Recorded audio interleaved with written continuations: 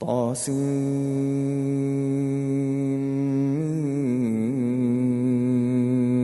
تلك آيات الكتاب المبين. نتلو عليك من نبأ موسى وفرعون بالحق لقوم يؤمنون. إن فرعون علا في الأرض وجعل أهلها شيعا يستضعف طائفة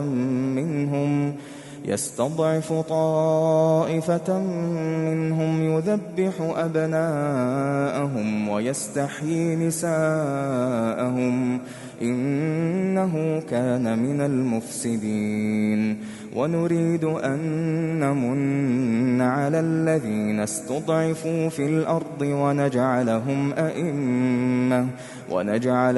أئمة ونجعلهم الوارثين. ونمكن لهم في الأرض ونري فرعون وهامان وجنودهما منهم ما كانوا يحذرون. وأوحينا إلى أم موسى أن أرضعيه فإذا خفت عليه فألقيه في اليم ولا تخافي ولا تحزني إنا رادوه إليك وجاعلوه من المرسلين. فالتقطه آل فرعون ليكون لهم عدوا وحزنا إن فرعون وهامان وجنودهما كانوا خاطئين. وقالت امرأة فرعون قرة عين لي ولك لا تقتلوه عسى أن ينفعنا أو نتخذه ولدا وهم لا يشعرون. وأصبح فؤاد أم موسى فارغا إن كادت لتبدي به لولا أن ربطنا على قلبها لتكون من المؤمنين. وقالت لأخته قصيه فبصرت به عن جنب وهم لا يشعرون. وحرمنا عليه المراضع من قبل فقالت هل أدلكم على أهل بيت يكفلونه لكم وهم له ناصحون.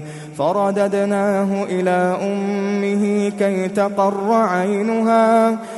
تقر عينها ولا تحزن ولتعلم أن وعد الله حق ولكن أكثرهم لا يعلمون.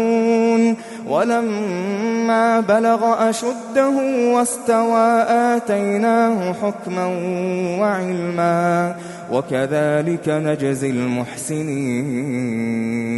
ودخل المدينة على حين غفلة من أهلها فوجد فيها رجلين يقتتلان هذا من شيعته وهذا من عدوه فاستغاثه الذي من شيعته على الذي من عدوه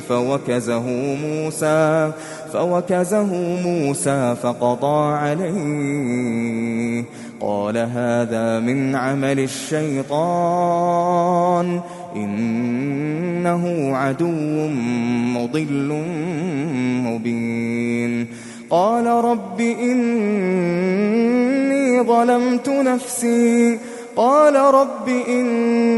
ظلمت نفسي فاغفر لي فغفر له إنه هو الغفور الرحيم. قال رب بما أنعمت علي فلن أكون ظهيرا للمجرمين. فأصبح في المدينة خائفا يترقب فإذا الذي استنصره بالأمس يستصرخه قال له موسى إنك لغوي مبين. فلما أن أراد أن يبطش بالذي هو عدو لهما قال يا موسى أتريد أن تقتلني كما قتلت نفسا بالأمس إن تريد إلا أن تكون جبارا في الأرض وما تريد أن تكون من المصلحين. وجاء رجل من أقصى المدينة يسعى قال يا موسى إن الملأ يأتمرون بك ليقتلوك فاخرج إني لك من الناصحين. فخرج منها خائفا يترقب قال رب نجني من القوم الظالمين. ولما توجه تلقاء مدين قال عسى ربي أن يهديني سواء السبيل. ولما ورد ماء مدين وجد عليه أمة من الناس يسقون ووجد من دونهم امرأتين تذودان قال ما خطبكما قالتا لا نسقي حتى يصدر الرعاء وأبونا شيخ كبير. فسقى لهما ثم تولى إلى الظل فقال رب إني لما أنزلت إلي من خير فقير. فجاءته إحداهما تمشي على استحياء قالت إن أبي يدعوك ليجزيك أجر ما سقيت لنا. فلما جاءه وقص عليه القصص قال لا تخف نجوت من القوم الظالمين. قالت إحداهما يا أبت استأجره إن خير من استأجرت القوي الأمين. قال إني أريد أن أنكحك إحدى ابنتي هاتين على أن تأجرني 8 حجج فإن أتممت 10 فمن عندك وما أريد أن أشق عليك ستجدني إن شاء الله من الصالحين. قال ذلك بيني وبينك أيما الأجلين قضيت فلا عدوان علي والله على ما نقول وكيل. فلما قضى موسى الأجل وسار بأهله آنس من جانب الطور نارا قال لأهلهم كثوا إني آنست نارا لعلي آتيكم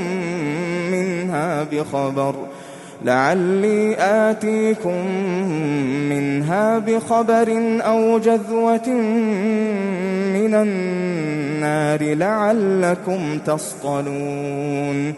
فلما أتاها نودي من شاطئ الوادي الأيمن في البقعة المباركة من الشجرة أن يا موسى إني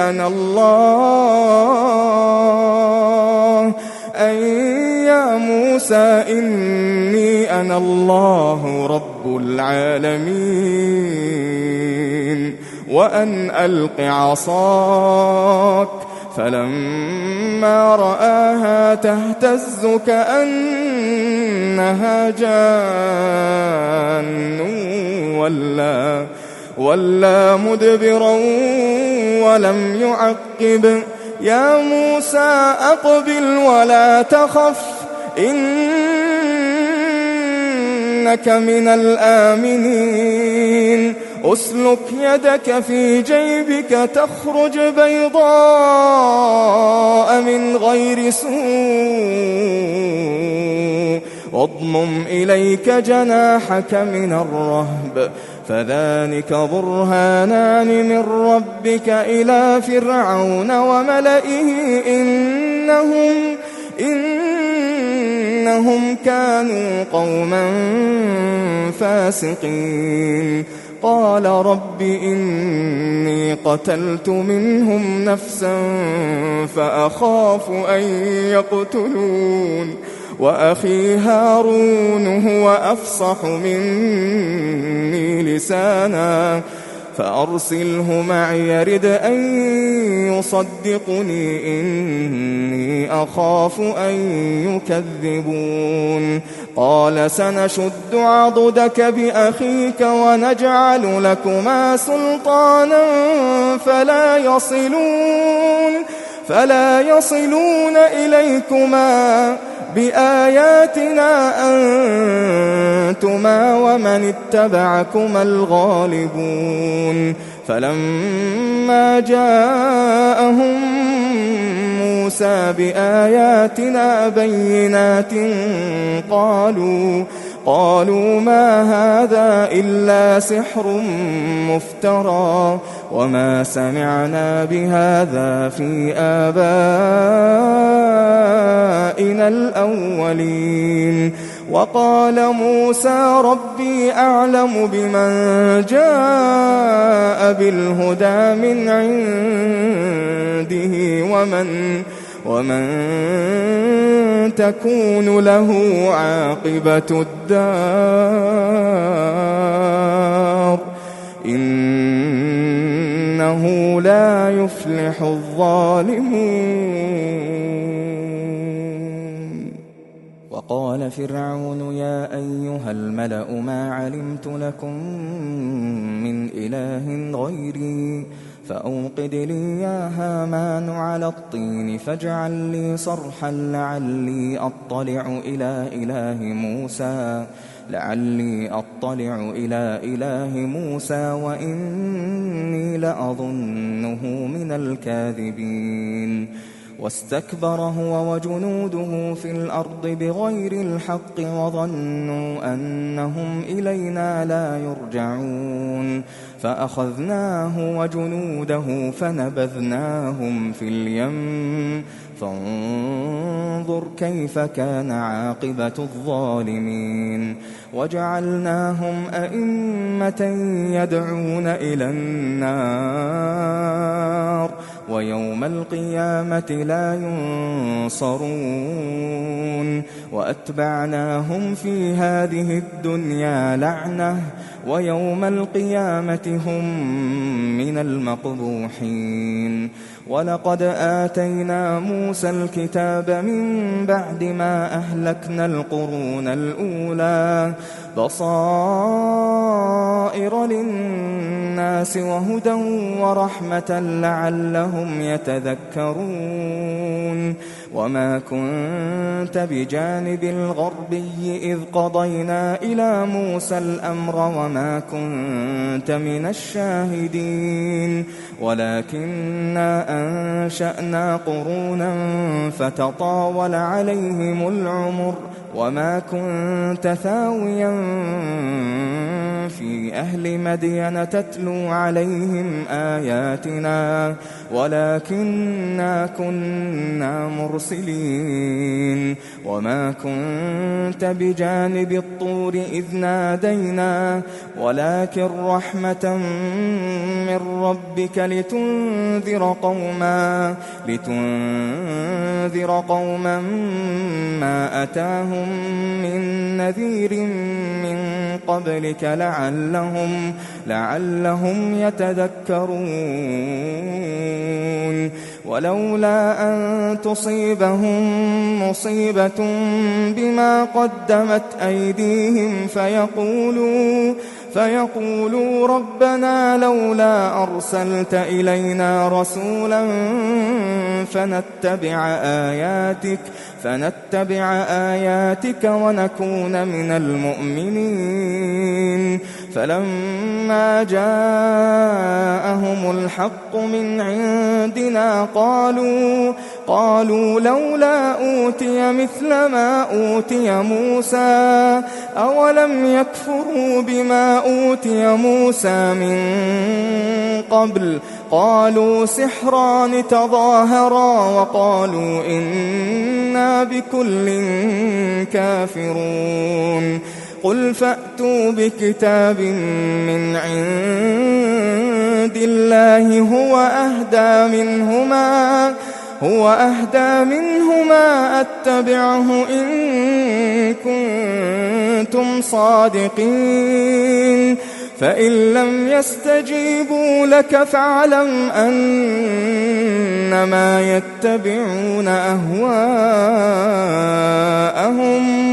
ومن أضل ممن اتبع هواه بغير هدى من الله إن الله لا يهدي القوم الظالمين.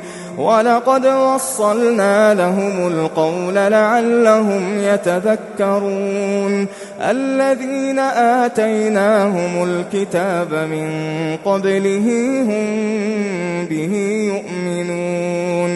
وإذا يتلى عليهم قالوا آمنا به إنه الحق من ربنا إنا كنا من قبله مسلمين. أولئك يؤتون أجرهم مرتين بما صبروا ويدرؤون بالحسنة السيئة ومما رزقناهم ينفقون.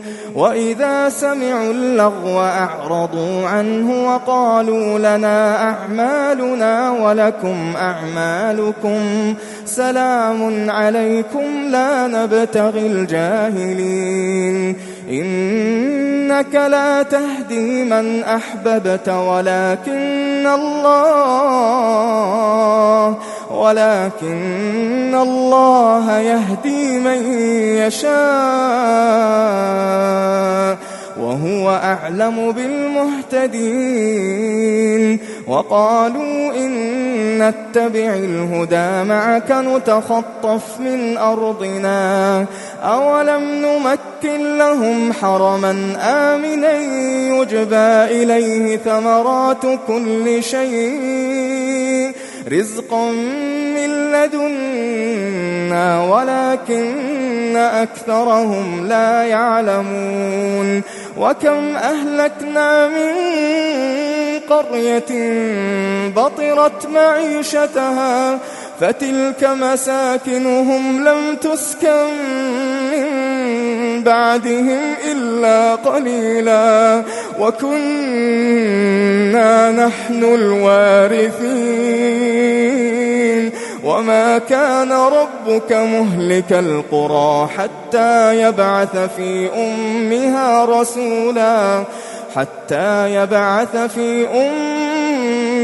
رسولا يتلو عليهم آياتنا وما كنا مهلك القرى إلا وأهلها ظالمون. وما أوتيتم من شيء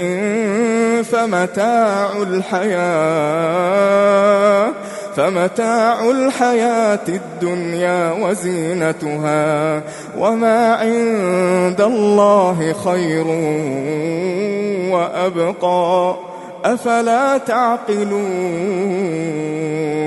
أفمن وعدناه وعدا حسنا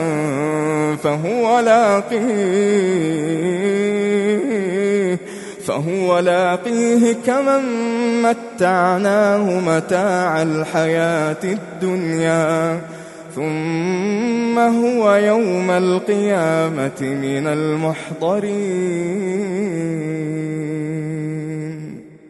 ويوم يناديهم فيقول أين شركائي الذين كنتم تزعمون قال الذين حق عليهم القول ربنا هؤلاء الذين أغويناهم كما غوينا تبرأنا إليك ما كانوا إيانا يعبدون وقيل ادعوا شركاءكم فدعوهم فلم يستجيبوا لهم ورأوا العذاب لو أنهم كانوا يهتدون ويوم يناديهم فيقول ماذا أجبتم المرسلين فعميت عليهم الأنباء يومئذ فهم لا يتساءلون فأما من تاب وآمن وعمل صالحا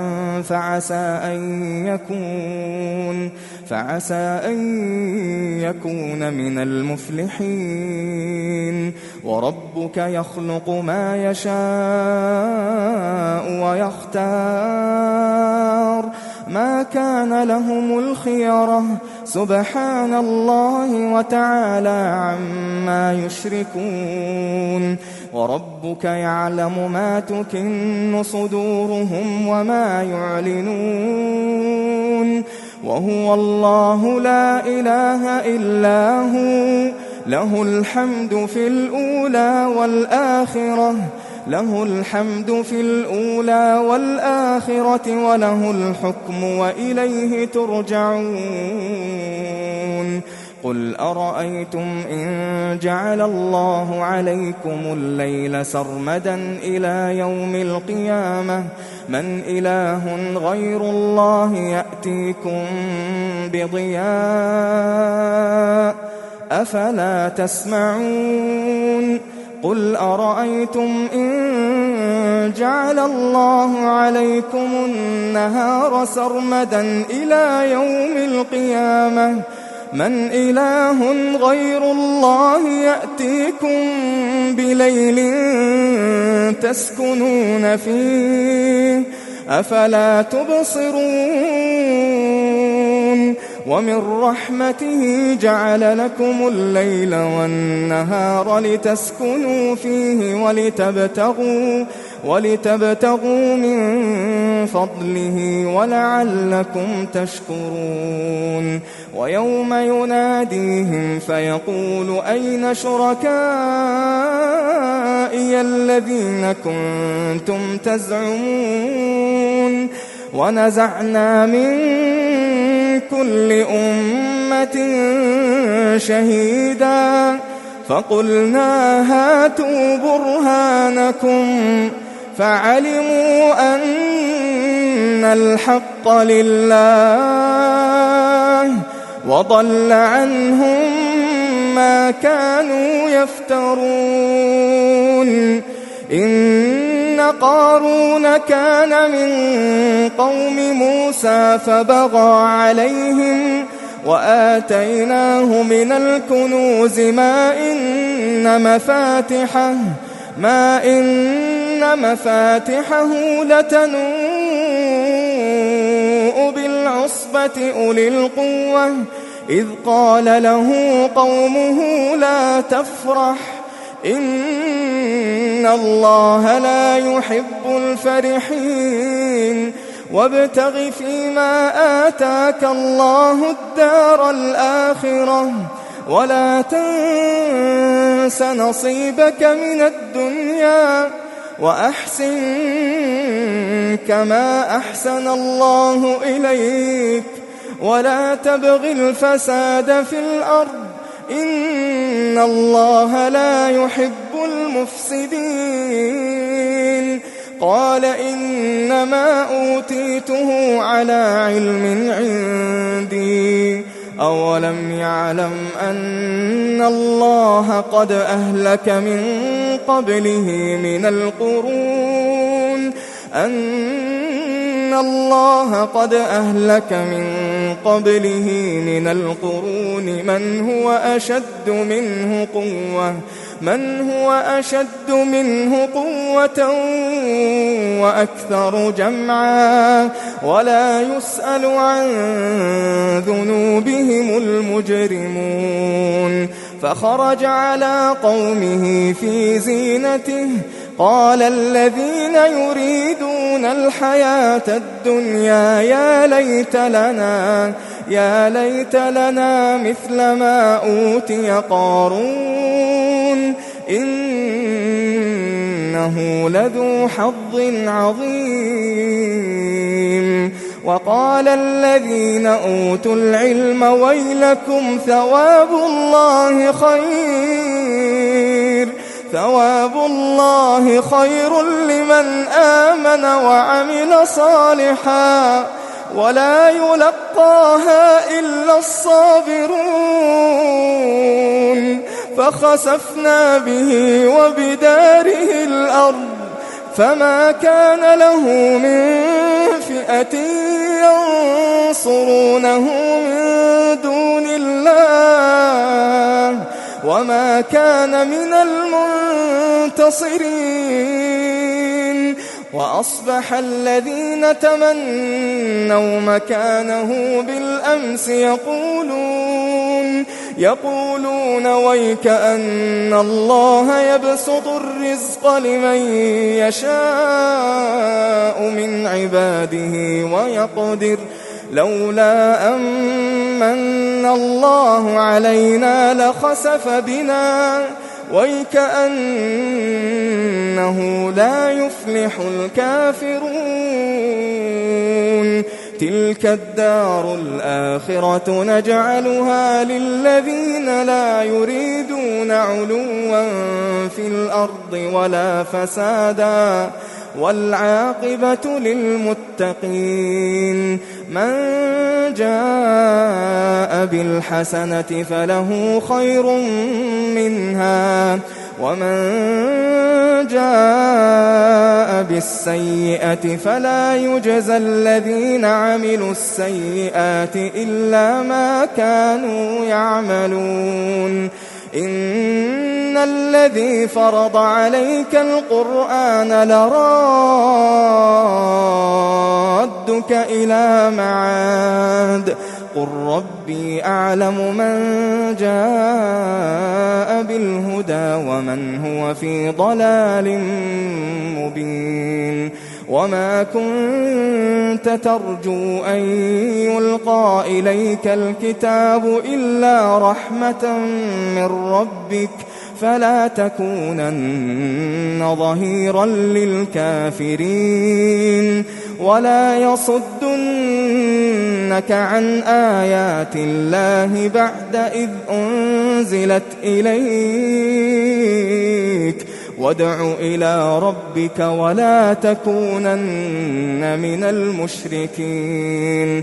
ولا تدع مع الله إلها آخر لا إله إلا هو كل شيء هالك إلا